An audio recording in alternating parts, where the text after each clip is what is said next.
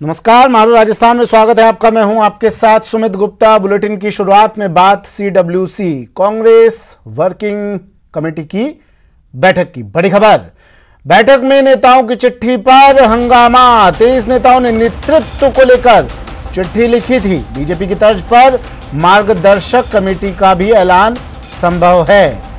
चिट्ठी लिखने वाले नेता मार्गदर्शक नेता हो सकते हैं। मार्गदर्शक कमेटी में संगठन महासचिव KC वेणुगोपाल को यह पत्र सौंपा गया।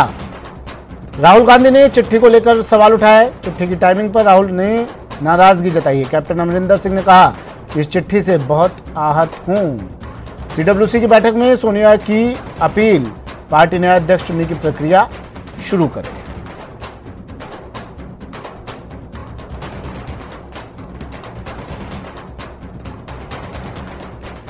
तो नेताओं की चिट्ठी पर हंगामा CWC की बैठक में।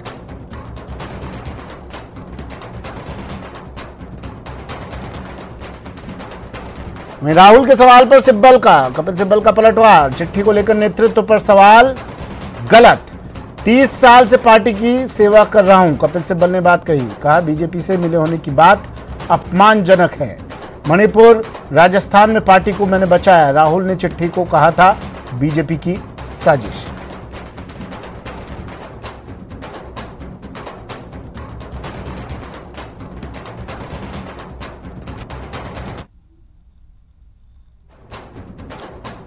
कपिल सिब्बल का ये ट्वीट। राहुल गांधी ने कहा है कि हम बीजेपी के साथ मिलीभगत से काम कर रहे हैं। मणिपुर, राजस्थान में पार्टी को बचाया। 30 साल से मैं पार्टी में हूं और इसके बावजूद बीजेपी के साथ मिले हुए हैं, ये पूछा है कपिल सिब्बल ने।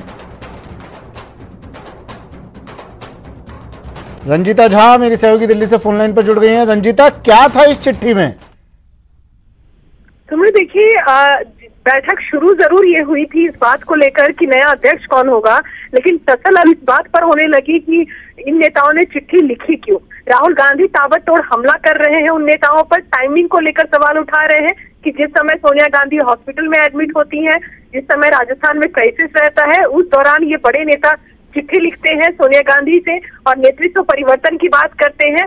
कहीं ना कहीं ये बीजेपी से मिली भगत है। जिन नेताओं ने इस पत्र पर हस्ताक्षर किए हैं, कपिल सिब्बल, उन्होंने खुलकर ट्वीट पर ये बात लिखी है कि 30 साल से नेता हूं कांग्रेस का और जिस तरह से एक नेता की तरह, एक लॉयर की तरह कांग्रेस पार्टी के हमेशा जब कानूनन जब भी कांग्रेस कहीं फंसी है उसमें साथ दिया है। उन्होंने हवाला मणिपुर सरकार का दिया। राजस्थान में जो अभी पॉलिटिकल क्राइसिस हुआ था उसका वो हवाला दे रहे हैं और कह रहे हैं कि ऐसी सूरत में क्या हम बीजेपी के साथ मिलकर काम कर रहे हैं। ईमानदारी पर सवाल उठाया जा रहा है, ये भी कहा जा रहा है।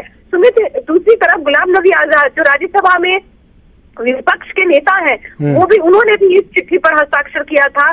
सूत्रों के हवाले से खबर ये आ रही है कि गुलाम नबी आजाद ने भी इस बात को लेकर बहुत आहत जताया है। उन्होंने ये कहा है कि अगर ये बात साबित हो जाती है कि उन्होंने पार्टी के साथ जो है वो गलत किया है, पार्टी के खिलाफ काम किया है, तो अपना पद छोड़ देंगे। तो ये तमाम चीजें जो है वो वर्किंग कमेटी की बैठक में चल रही है। सुमित, एक तरफ राहुल गांधी और उनका ब्रिगेड जो है रंजीता आंतरिक लोकतंत्र की बात करती है पार्टी, लेकिन आंतरिक लोकतंत्र कैसा? अगर कोई नेतृत्व परिवर्तन की बात करता है तो बीजेपी से मिला हुआ है वो। ये बातें नेताओं का मनोबल कमजोर नहीं करेंगी क्या? देखिए, लगातार जिन नेताओं ने पत्र लिखा है, जिन नेताओं ने हस्ताक्षर किए हैं उस पत्र पे, उन नेताओं की तरफ से जो दलील दी जा रही है वो साफ तौर पर ये कह रहे हैं कि ये जो चिट्ठी है इसमें कहीं से भी किसी नेतृत्व पर सवाल नहीं उठाया गया है। जो बकायदा ड्राफ्ट किया गया था, नेताओं ने बैठकर ड्राफ्ट किया था और इसमें सोनिया गांधी और राहुल गांधी दोनों की तारीफ की गई है। कहीं से भी किसी के भी कार्यकाल को या किसी नेता को टारगेट नहीं किया गया है। लेकिन बैठक में जो चर्चाएं चल रही है वो टाइमिंग को लेकर आहत है। उनका कहना है कि बीच में भी सोनिया गांधी बीमार थी, गंगाराम अस्पताल में वो भर्ती थी, उस दौरान ये चिट्ठी उनको भेजी गई थी। ये टाइमिंग जो है वो कहीं ना कहीं जो है वो परेशानी खड़ा कर रहा है। AK एंटनी से लेकर पूर्व प्रधानमंत्री मनमोहन सिंह ने भी टाइमिंग को लेकर सवाल उठाया है। लेकिन अब ये सफाई पेश क्यों की जा रही है? क्या कोई बड़ी कार्रवाई हो सकती है इनके ऊपर? कपिल सिब्बल सफाई पेश कर रहे हैं कि 30 साल से पार्टी की सेवा कर रहा हूं, बीजेपी से मिले होने का आरोप तक लगा दिया गया। ये वो नेता हैं जो काफी वरिष्ठ दर्जे के हैं कांग्रेस में। निश्चित तौर पर सुमित ये वो नेता है जो वरिष्ठ भी है, संगठन में बड़े पदों पर रहे हैं, यूपीए की सरकार में 2 टर्म मंत्री रहे हैं, इस तरह के भी नेता है। कई ऐसे भी नेता है जिनको पहली बार सांसद बनने के बाद भी उनको मंत्री दिया गया क्योंकि वो युवा नेता थे। ऐसे नेता भी इसमें शामिल है क्योंकि 23 नेताओं का नाम इसमें आ रहा है। लेकिन सवाल अब यही कि इन नेताओं पर, क्योंकि जो राहुल गांधी की युवा ब्रिगेड है, जो वर्किंग कमेटी की सदस्य भी है, वो इन नेताओं पर कार्रवाई तक करने की बात कह रहे हैं क्योंकि उनका ये आरोप है कि इन नेताओं ने पार्टी के साथ वफादारी नहीं बरती है। रंजिता, पहले मध्य प्रदेश की कंडीशन हमने देखी, तस्वीर देखी आपने और हमने, फिर राजस्थान की तस्वीर देखी आपने और हमने, अब ये दिल्ली में केंद्रीय नेतृत्व में इस तरह की तस्वीर आ रही है। क्या मतभेद अब मनभेद में बदलते जा रहे हैं और ये मनभेद अपने शिखर तक पहुंच रहा है? देखिए, निश्चित तौर पर सुमित, जो स्थिति बन रही है कांग्रेस में लगातार, जो एक हमने देखा है कि दुराव की स्थिति बनी है युवा नेता और बड़े नेताओं में, वैसे ही एक स्थिति आज वर्किंग कमेटी की बैठक में भी दिख रही है। ये अंदेशा जताया जा रहा था कि आज की वर्किंग कमेटी में इस तरह की तस्वीर निकलकर जरूर आएगी क्योंकि दोनों ही तरफ से दोनों खेमों की हम बात कर रहे हैं, ये दोनों खेमे अपनी तरफ से तैयार थे कि उनको वर्किंग कमेटी में किन किन बातों को रखना है और किन नेताओं को नाम के साथ टारगेट करना है। ये पूरी कार्रवाई अभी वर्किंग कमेटी की बैठक में चल रही है। निश्चित तौर पर ये माना जाए कि कुछ बड़े फैसले इस बैठक में लिए जा सकते हैं। क्या नेताओं, जिन नेताओं ने पत्र लिखा है, उन नेताओं को किसी तरह को लेकर, उन नेताओं पर किसी तरह की कार्रवाई हो सकती है। उन नेताओं को सीधे तौर पर नहीं तो किसी और दूसरे तरीके से कोई कार्रवाई कांग्रेस पार्टी करेगी, ये देखने वाली बात होगी। समय राजस्थान में जो सियासी बाउंडर आया था अभी थमा नहीं है रंजिता, वो अभी उस बाउंडर से निकल नहीं पाई है कांग्रेस पूरी तरह से, और अब ये खबर आ रही है दिल्ली से। कार्यकर्ताओं पर क्या असर पड़ेगा इसका? चुनाव है आने वाले टाइम में कई राज्यों में। बिल्कुल चुनाव है, बिहार जैसे प्रदेश में चुनाव है जहां आज भी कांग्रेस अपनी राजनीतिक जमीन तलाशने की कोशिश कर रही है और ऐसे में जो नेतृत्व पर सवाल या बड़े नेताओं पर और युवा नेताओं के आपस में जो टकराव की स्थिति दिख रही है, ऐसे में कांग्रेस जिस स्थिति में आज कांग्रेस है, ऐसे में जो तस्वीर है वो कांग्रेस के लिए बहुत राहत वाली खबर नहीं लाती है। परेशानी कांग्रेस की बढ़ती जा रही है, आला कमान की परेशानी बढ़ती जा रही है। ऐसे में क्या रास्ता कांग्रेस अपनाती है ये देखना होगा। वर्किंग कमेटी की बैठक में किस तरह के फैसले लेती है पार्टी, ये भी बड़ी बात होगी। अब रंजिता, सवाल अध्यक्ष पद को लेकर, जिस मुद्दे को लेकर ये बैठक बुलाई गई थी, सोनिया गांधी ने इस्तीफे की पेशकश कर दी अपनी, अब आगे क्या है, क्या होगा? नया नाम आएगा, गांधी परिवार से कोई आएगा? क्या इस पर कोई सहमति बनी या चिट्ठी में उलझ कर रह गई है ये वर्किंग कमेटी की बैठक?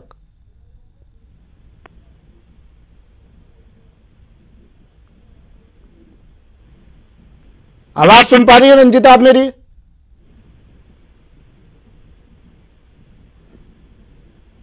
चलिए, रंजिता तक आवाज शायद नहीं पहुंच पा रही है, लेकिन सवाल वर्किंग कमेटी में एक चिट्ठी पर, और उस चिट्ठी के जवाब में कपिल सिब्बल ने ट्वीट किया, सिब्बल ने पलटवार किया चिट्ठी को लेकर नेतृत्व पर सवाल। गलत कहा, 30 साल से पार्टी की सेवा कर रहा हूं। इससे पहले सीडब्ल्यूसी की बैठक में नेताओं की चिट्ठी पर हंगामा हुआ।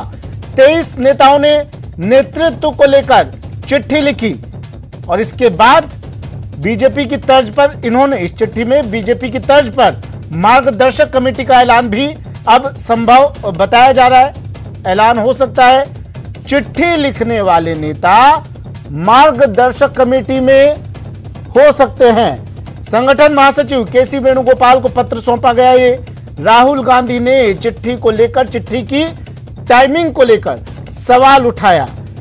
कैप्टन अमरिंदर सिंह ने भी कहा इस चिट्ठी से बहुत आहत है, और सीडब्ल्यूसी की बैठक में सोनिया गांधी ने अपील की, कहा पार्टी नया अध्यक्ष चुनने की प्रक्रिया शुरू करे।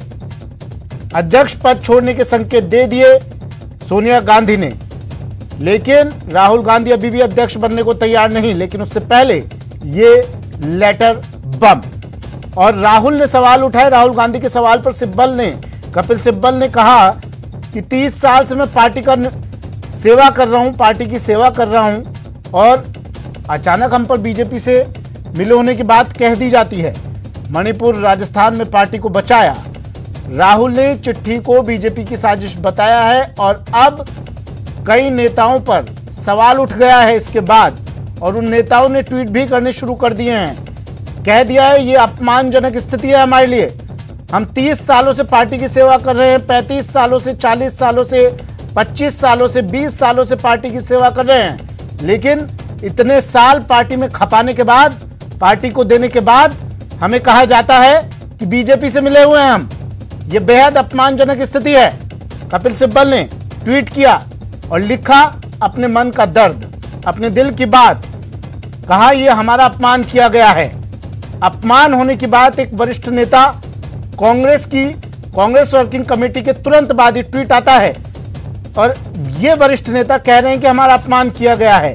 लेटर आता है, लेटर बम फूटता है, नेतृत्व को सवाल उठते हैं, को लेकर सवाल उठते हैं और फिर खबर आती है कि बीजेपी की तर्ज पर मार्गदर्शक कमेटी का ऐलान भी हो सकता है। लेकिन फिलहाल अध्यक्ष पद को लेकर कोई तस्वीर साफ नहीं हो पाई है। बैठक में सोनिया गांधी ने अपील की है पार्टी ने अध्यक्ष चुनने की प्रक्रिया शुरू करे, यानी संकेत उन्होंने दे दिए कि नया अध्यक्ष अब आएगा, लेकिन कौन होगा ये नया अध्यक्ष ये अभी साफ नहीं हुआ है।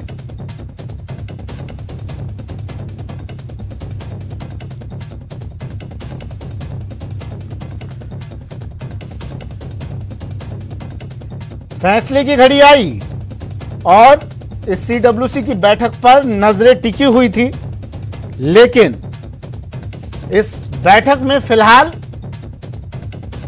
साफ नहीं हो पाया है कौन होगा अध्यक्ष।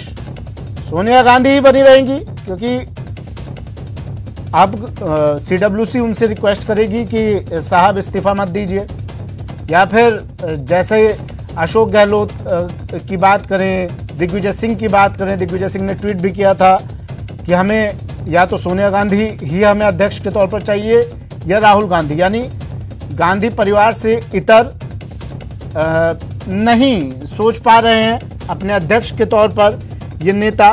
शायद इन्हें बाकी लोगों में नेतृत्व की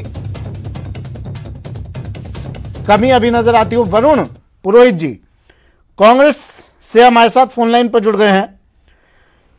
वरुण जी, चिट्ठी आती है और चिट्ठी के बाद हंगामा, कपिल सिब्बल का ट्वीट, कहा कि अपमानजनक स्थिति है ये। सर ऐसा क्या आ गया था उस चिट्ठी में कि ये कह दिया गया कि बीजेपी से मिले हुए हैं? नहीं, ऐसा नहीं है। अब मैंने तो अभी सीडब्ल्यूसी का सारा आएगा, जो कपिल सिब्बल जी ने कहा है उनकी बात भी ठीक है, उन्होंने पार्टी के लिए काम किया है। और राहुल जी ने जो प्रश्न उठाया था वो इसलिए उठाया था कि आप जो सिग्नेचर करके चिट्ठी जो आप मीडिया में जारी कर रहे हो वो आप जाकर के पार्टी आला कमान से मिल सकते थे। इनमें जिन्होंने भी दस्तखत करे उनमें से कुछ लोग तो बहुत ही वरिष्ठ हैं, उन लोगों को सार्वजनिक पटल पे जाने से पहले आला कमान से मिलना चाहिए था और ये प्रश्न उठाने चाहिए थे। और चिट्ठी लिख भी सकता है, कोई भी लिख सकता है, डेमोक्रेटिक फोरम है हमारी पार्टी। तो आप चिट्ठी आला कमान को देके उसको मीडिया में सार्वजनिक करना, उसको गलत बताया गया है, ना कि ये कहा गया है कि आप बीजेपी माइंडेड हो। बीजेपी की माइंडेड कोई नहीं करा इन लोगों को, लेकिन पब्लिकली जो आपने चिट्ठी को कर दिया दैट इज रॉन्ग। आप इस समय जो है पार्टी का हाथ मजबूत करने के लिए, पार्टी का साथ देने का करना चाहिए। आपको पब्लिक फोरम पे जाने की बजाय आपको पार्टी फोरम पे उठाना चाहिए था। आज सीडब्ल्यूसी की मीटिंग थी, इसमें उठाते हैं आप प्रश्न। इनमें से कई तो सीडब्ल्यूसी के भी सदस्य हैं, इसमें प्रश्न उठाते, आला कमान से मिलते, सोनिया गांधी जी से मिलते, राहुल जी से मिलते, प्रियंका जी से मिलते और वरिष्ठ नेता और अहमद पटेल जी से मिलते, अपना पक्ष रखते, तो ये प्रश्न नहीं आता। अब आप किसी चीज को आप सार्वजनिक कर रहे हो, पार्टी के मैटर को चिट्ठी लिख करके, तो चिट्ठी लिखने का कोई औचित्य नहीं। आप वैसे मीडिया में चल जाते हैं, आपको अगर कोई चीज अपनी एक्सप्रेशन करना था तो इस चीज पे सवाल है। सर मुझे एक चीज बताइए, क्या इस चिट्ठी के बाद ये कहा जा रहा है कि आप ये बात सीडब्ल्यूसी की बैठक में उठा सकते थे, एक मीडिया में क्यों गए? क्या इस बात से ये मायने निकाले जाए कि अब आला कमान और जो निचले कार्यकर्ता है उनके बीच कुछ दूरियां बढ़ रही है? देखिए मध्य प्रदेश में हमने देखा आला कमान से बात करने की कोशिश नहीं की गई, राजस्थान में हमने देखा आला कमान से बात करने की कोशिश नहीं की गई, सचिन पायलट तुरंत दूसरे होटल में जाके बैठ जाते हैं, आला कमान से बात नहीं हुई। अब ये चिट्ठी आती है, आला कमान से बात करने की कोशिश नहीं की गई, या फिर बात करने की कोशिश की जा रही है, आलाकमान सुन नहीं रहा है। किस तरीके से लिया जाए इसे सर? आपने जो स्टेट्स की बात की है, हर स्टेट का पर्सपेक्टिव अलग है। राजस्थान में सचिन पायलट साहब जो उनको बीजेपी अपने षड्यंत्र के मायाजाल में जो लेना चाह रही थी, उसमें चले गए थे हरियाणा। अगर वो दिल्ली में रहते, राजस्थान हाउस में रहते विधायक और कोशिश करते आलाकमान नहीं मिल रहा, वो अलग मैटर था। अगर आप कोशिश करते नहीं मिल रहे तो आपने आप ही मीडिया में आ जाता, सब आलाकमान से इन्होंने अपॉइंटमेंट लिया, नहीं मिल रहे। आप दूसरी बीजेपी स्टेट में जा रहे हो और छुप करके दूसरे होटल में बैठ गए हो, वो अलग पॉइंट था। और उस वैसा ही मध्य प्रदेश था। अब ज्योतिरादित्य सिंधिया जी का जो आप प्रश्न उठा रहे हो, वो तो खुद ही आलाकमान के एक हिस्से थे। आलाकमान से क्या बात करनी थी, आलाकमान का खुद ही हिस्से थे। राहुल जी ने खुद ने कहा कि 24 घंटे में कभी भी मेरे पास एकमात्र आदमी थे, कभी भी आ सकते थे। तो आना जाना तो था। ये तो एक राजनीति में एक पर्दा कर लेते हैं अपना स्वार्थ सिद्ध करने के लिए कि आलाकमान ने मिलने का समय नहीं दिया। अब जो आप कार्यकर्ताओं वाली बात पर जा रहे हो, ग्रास रूट कांग्रेस के कार्यकर्ता, उनकी जरूर दुविधा है कि वो डायरेक्ट आला कमान से संवाद स्थापित नहीं हो पा रहा है। उस चीज को पार्टी को दुरुस्त करना जरूरी है, इसलिए सीडब्ल्यूसी की बैठक हो रही है और ये चीजें वहां पे डिस्कशन में आएंगी। ठीक है, शुक्रिया सर। वरुण जी शुक्रिया जुड़ने के लिए हमारे साथ। कांग्रेस विचारक वरुण जी हमारे साथ जुड़े। वरुण रोहित जी और कह रहे हैं ऐसा कुछ नहीं है, जल्दी सारी समस्या दूर कर ली जाएगी। चलिए बढ़ते हैं, सदन की कार्रवाई की भी बात करेंगे, तमाम तफसील से बताएंगे आपको क्या कुछ आज रहा। ब्रेक के बाद स्वागत है आपका। और अब बात विधानसभा की कार्यवाही की, जिसे दोबारा स्थगित कर दिया गया। सदन की कार्यवाही आधे घंटे के लिए फिर से स्थगित की गई है। विपक्ष ने हंगामा किया और हंगामे के चलते कार्यवाही स्थगित। कार्यवाही शुरू होते ही स्थगित करने की घोषणा कर दी गई। विधानसभा की कार्यवाही स्थगित कर दी गई है। हंगामे के चलते ही कार्यवाही स्थगित की गई। विपक्ष ने हंगामा शुरू किया और हंगामा शुरू होते ही कार्यवाही स्थगित कर दी गई। उपनेता प्रतिपक्ष को सदन से निकालने का भी प्रस्ताव पारित किया गया। विधानसभा अध्यक्ष ने राजेंद्र राठौड़ को सदन से बाहर जाने के आदेश दिए। विधानसभा स्पीकर से बीजेपी विधायकों की तीखी नोकझोंक। उसके बाद कार्यवाही स्थगित।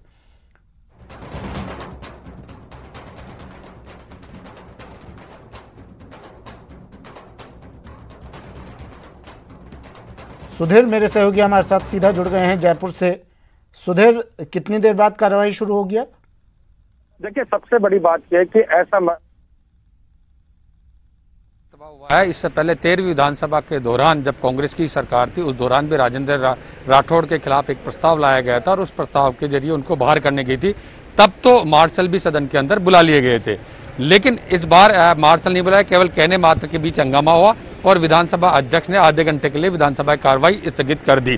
फिर दोबारा से 1:09 पर विधानसभा के सदस्य बैठते हैं, उससे पहले ही हंगामा होता है और फिर आधे घंटे के लिए स्थगित की जाती है। हमारे साथ गोवर्धन चौधरी है, पूरे वाकये को उन्होंने अंदर से और बारीकी से देख रहा है। क्या पूरा मामला हुआ, क्यों ऐसी स्थिति बनी कि राजेंद्र राठौड़ को सदस्य होने के बाद भी फिलहाल सदन से बाहर जाने का प्रस्ताव पारित किया गया?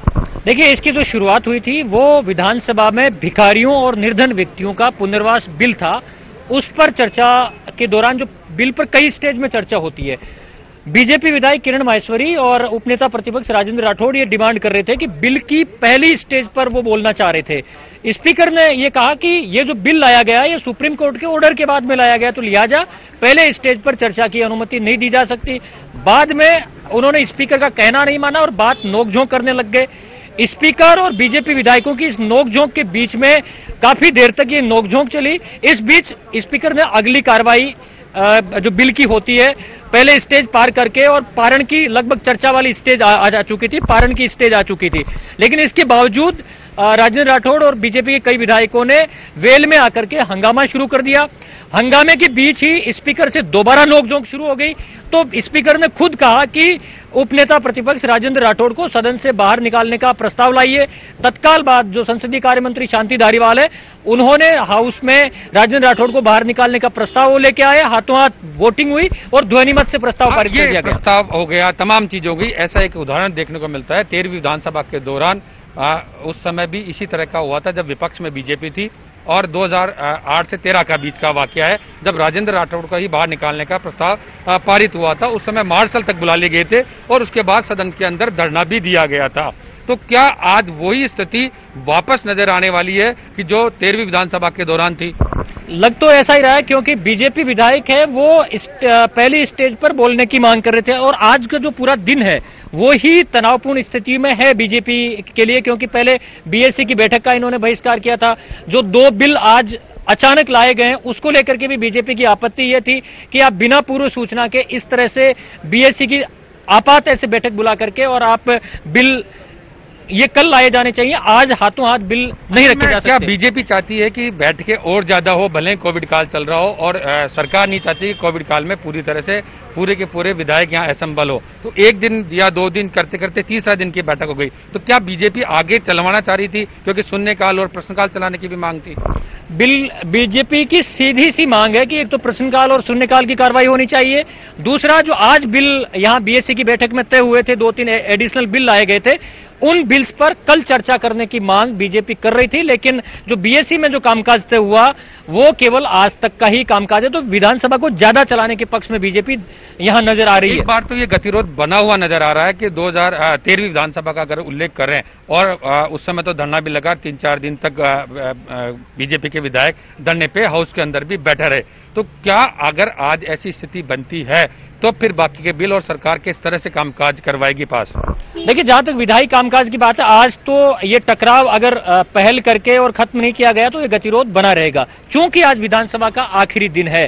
अब विपक्ष ने अभी तक तो धरना देने जैसी तो रणनीति तय नहीं की है, लेकिन इस रणनीति पर वो जा सकते हैं, क्योंकि जिस तरह का प्रस्ताव आया है बाहर निकालने का, वो भी उपनेता प्रतिपक्ष और वरिष्ठ विधायक के तौर पे जाने जाते हैं राजेंद्र राठौड़, उनको, तो ऐसी स्थिति में पार्टी पूरी तरह से एकजुट होकर बचाव करने की कोशिश करेगी। बिल्कुल, बीजेपी राजेंद्र राठौड़ के पीछे खड़ी रहेगी, और जो भी इसमें पार्टी फैसला करेगी तो शायद लगता है कि वो धरने जैसा कदम भी बीजेपी उठा सकती है। लेकिन महत्वपूर्ण पहलू यह है कि आज चूंकि विधानसभा का आखिरी दिन है, इसलिए शायद विधानसभा स्पीकर या संसदीय कार्यमंत्री सत्तापक्ष की ओर से कोई मान मनोबल का दौर भी शुरू, क्योंकि इस तरह की पहले परंपरा रही है, जब भी गतिरोध बनता आया है तो गतिरोध को तोड़ने के लिए सत्तापक्ष आगे आता है और उसके बाद में चीजें ठीक भी हो जाती हैं। वो समय भी याद आता है जब यहाँ पर बीजेपी के विधायकों ने 1 नहीं 2 नहीं 2-2 3-3 रातें इसी सदन के अंदर गुजारी थी, और उस दौरान भी फिर मुख्यमंत्री के तौर पर उस समय अशोक गहलोत ही मुख्यमंत्री थे, उन्होंने पहल की, थोड़े से ये बढ़े थोड़े से वो बढ़े, उसके बाद गतिरोध समाप्त हुआ था और आगे की कार्रवाई चली थी।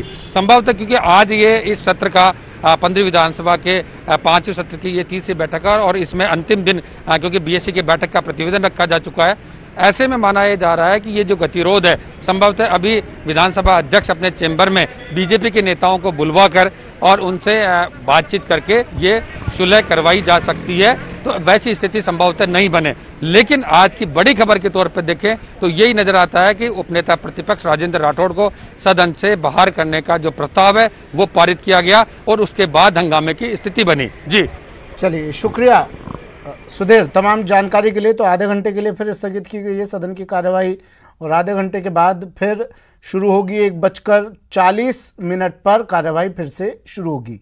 वक्त एक ब्रेक का है, जल्द हाजिर होंगे।